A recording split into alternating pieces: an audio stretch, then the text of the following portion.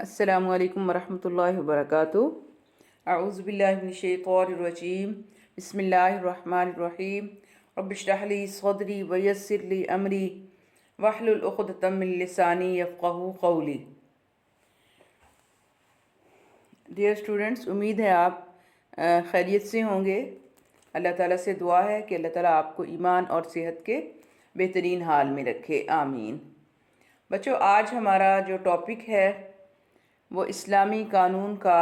माखिज़ दोम हदीस और सुन्नत है। ठीक है, इस्लामी कानून का माखिज़ दोम। तो सबसे पहले हम देखते हैं कि हदीस या सुन्नत का मफ़हूम क्या है। ठीक है, तो हदीस के लुग़वी मानी बातचीत और गुफ्तगू करने के हैं। ठीक है, लुगत में हदीस के माना गुफ्तगू के हैं, बातचीत करने के हैं, मगर इस्तिलाह में इस लफ्ज़ का इतलाक़ नबी करीम सल्लल्लाहु अलैहि वसल्लम के इरशादात और फरमूदात पर होता है। इस तरह सुन्नत के लफ्ज़ी माना रास्ते और तरीके। ठीक है, सुन्नत का लफ्ज़ी माना है रास्ते और तरीके, लेकिन उर्फ़ में इस लफ्ज़ से मुराद नबी करीम सल्लल्लाहु अलैहि वसल्लम का वो साबित शुदा और मालूम तरीका है जिस पर आपने बार बार अमल किया और आम तौर पर आप जिस पर कारबंद रहे। ठीक है, तो ये सुन्नत और हदीस का लुग़वी और इस्तिलाही मफ़हूम है। अब आप देखें बच्चों, अगरचे बज़ाहिर ये दोनों लफ्ज़ अलग अलग मफ़हूम रखते हैं, मगर मुहद्दिसीन इन्हें मसावी या मुतरादिफ यानी एक जैसा और करीबुल माना तसव्वुर करते हैं और एक का इतलाक़ दूसरे पर करते हैं, यानी सुन्नत का हदीस पर और हदीस का सुन्नत पर, क्योंकि असल महवर जो है वो आप सल्लल्लाहु अलैहि वसल्लम की ज़ात है। और मुख्तसर अल्फाज में हम ये भी कह सकते हैं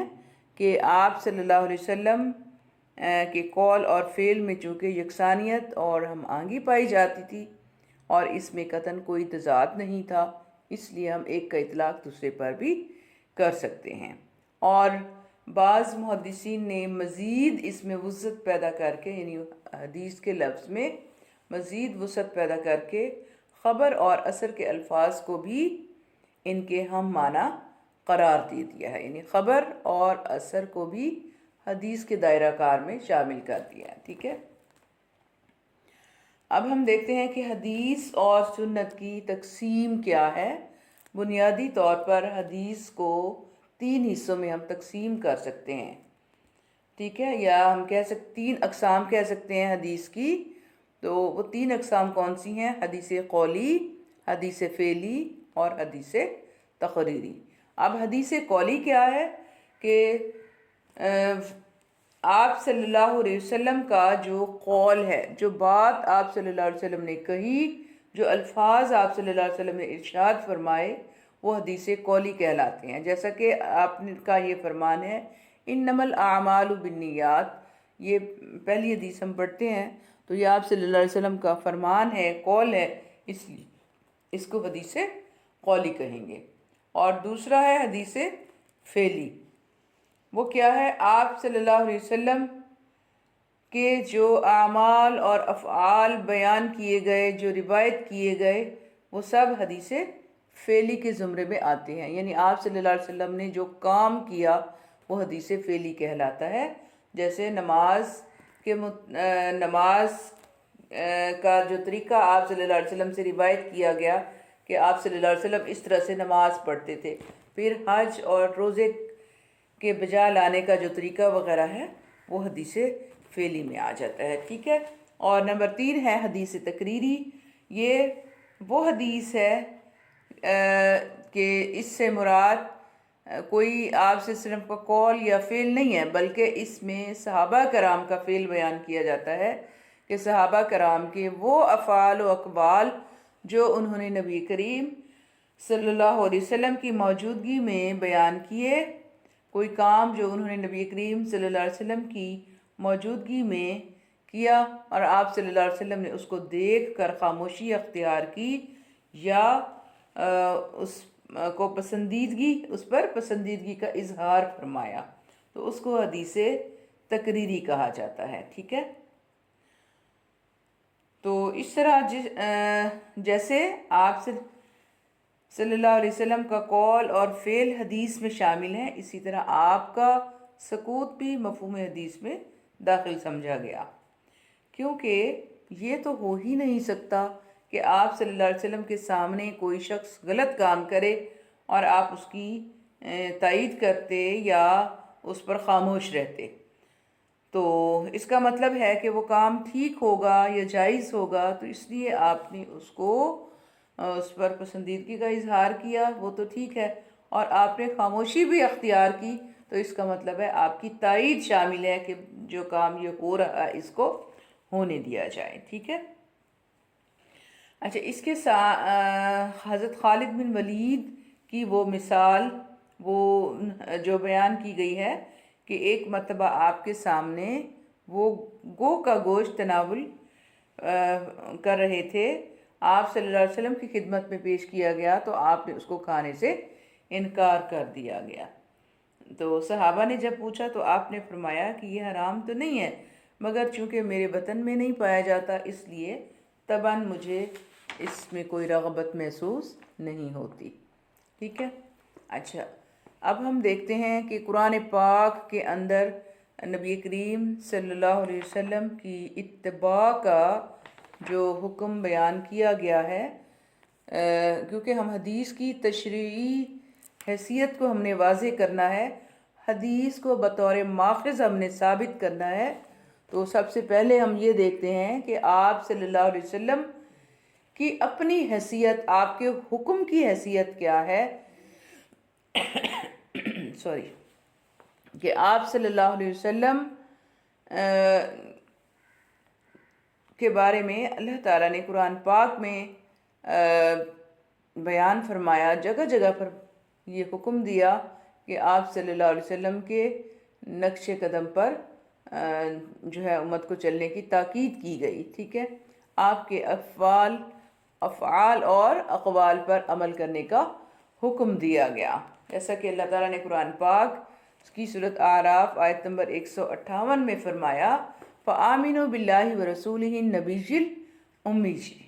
ٹھیک ہے،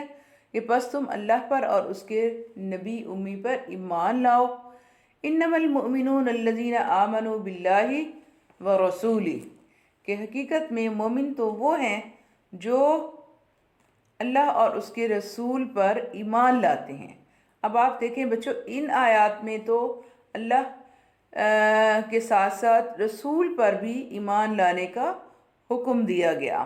ٹھیک ہے۔ تو ایمان الرسول کا مطلب صرف یہ نہیں کہ آپ کی نبوت کا اقرار کر لیا جائے لیکن آپ کے اقوال و افعال سے کوئی سروکار نہ رکھا جائے، پھر ایسا اگر کیا جائے تو پھر ایمان باللہ سے بھی پھر یہی ہم مفہوم لیں گے کہ اللہ پر ایمان لیا جائے، اللہ کے احکام کو کوئی اہمیت نہ دی جائے۔ تو حالانکہ قرآن پاک کی آیات کا مقصد یہ ہے کہ ہمیں اللہ کو واحد مطلق اور رسالت معاب کو، نبی کریم صلی اللہ علیہ وسلم کو نبی برحق جان کر دونوں کے اوامر و نہی پر عمل پیرا ہونے کا اقرار کرنا چاہیے، عہد و پیمان کرنا چاہیے، ٹھیک ہے۔ تو علامہ ابن قیم فرماتے ہیں کہ سنت کا تعلق قرآن مجید کے ساتھ 3 طرح کا ہے، یعنی سنت اور قرآن کا تعلق کیسے ہم ثابت کر سکتے ہیں کہ اول یہ کہ سنت پورے طور پر قرآن سے موافق ہو، اس صورت میں قرآن و سنت کا ایک حکم پر توارد ایسا ہے جیسا کہ مختلف دلیلوں کا کسی ایک مدعا کے لیے جمع ہو جانا۔ یعنی اب جیسے نماز کا حکم ہے، نماز کی پابندی کے بارے میں ہم دیکھیں، تاکید کے بارے میں، اس کی فرضیت کے بارے میں دیکھیں، قرآن میں بھی بے شمار احکامات موجود ہیں، قرآن پاک میں بے شمار جگہوں پر نماز کا حکم موجود ہے، اور ایسے ہی حدیث میں بھی اس کی تاکید جگہ جگہ پر بیان کی گئی ہے، ٹھیک ہے۔ تو اس طرح جو ہے قرآن اور حدیث کا یہ تعلق ثابت ہوا کہ ایک دوسرے کی تائید کرتے ہیں، ٹھیک ہے، کہ وہ دلیل ہمیں قرآن سے بھی ملتی ہے اور حدیث سے بھی ملتی ہے۔ اچھا، اب اس کی دوسری صورت یہ ہے کہ سنت میں اس چیز کا بیان اور تفسیر جو ہے بیان یعنی تفسیر اور تفصیل کے ساتھ ہو، ٹھیک ہے، یعنی وضاحت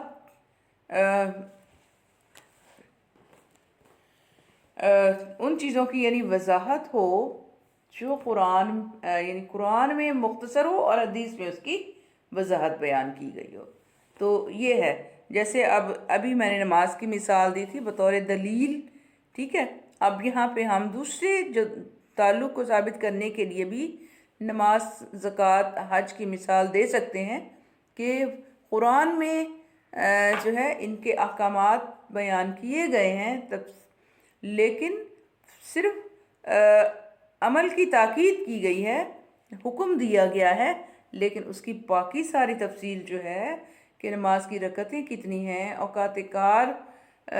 کی تفصیل کیا ہے،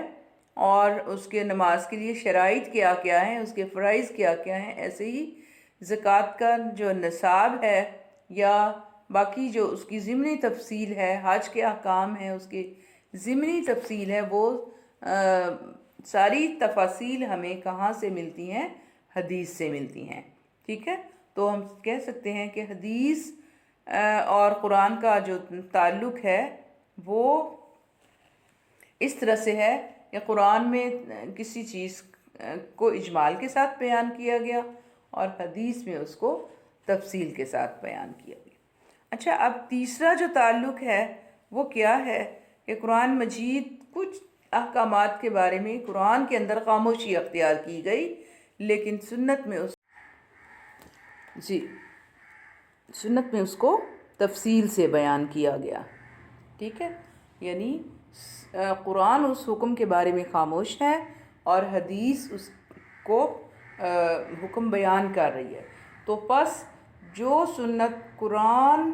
پر کسی بھی طرح سے زائد ہو، یعنی رسول صلی اللہ علیہ وسلم کی اپنی طرف سے ہو، تو وہ مستقل ایک شرعی حکم کا درجہ رکھتی ہے، ٹھیک ہے، جس کی پیروی کرنا واجب اور اس سے روگردانی حرام تصور ہوگی، کیونکہ نبی کریم صلی اللہ علیہ وسلم کی اطاعت اگر صرف قرآنی احکام میں ہی ضروری قرار دے دی جائے اور جن احکامات کے بارے میں قرآن خاموش ہے، اگر ان احکام کے بارے میں جو ہے آپ صلی اللہ علیہ وسلم کی اطاعت کو لازمی قرار نہ دیا جائے تو پھر آپ کی اطاعت کا کوئی معنی و مفہوم باقی نہیں رہے گا،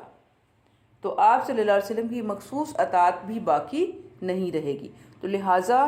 جو احکام قرآن میں بیان کیے گئے ان معاملات میں بھی آپ کی اطاعت لازمی ہے، اور جو چیزیں قرآن میں بیان نہیں کی گئیں ان چیزوں میں، ان سنتوں میں، ان احکامات میں بھی چونکہ آپ صلی اللہ علیہ وسلم کے احکامات کو شریعت کا درجہ حاصل ہے، تو اس لیے اس میں بھی آپ کی اطاعت ہر مسلمان پر لازم ہے، کیونکہ قرآن پاک میں اللہ تعالیٰ نے خود فرمایا من یطیع الرسول فقد اطاع اللہ، ٹھیک ہے، جس نے رسول صلی اللہ علیہ وسلم کی اطاعت کی اس نے اللہ کی اطاعت کی۔ تو اس سے حدیث کی تشریعی حیثیت ثابت ہوتی ہے۔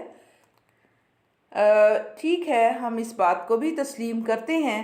کہ حدیث اور قرآن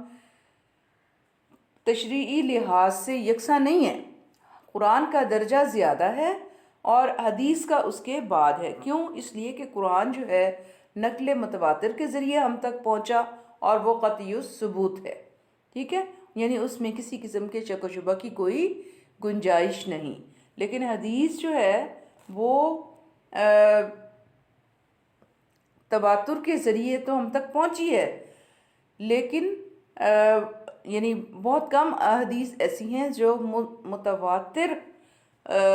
جو ہے نقل ہوتی رہیں اور ہم تک تواتر کے ساتھ پہنچی ہیں، ورنہ بہت ساری ایسی بھی احادیث ہیں جو بعد میں گھڑ لی گئیں یا بنا لی گئیں، تو اس لیے جو ہے حدیث کا درجہ قرآن کے بعد ہے۔ لیکن آپ کو یہ جاننا چاہیے بچوں کہ محض نقل کی قوت و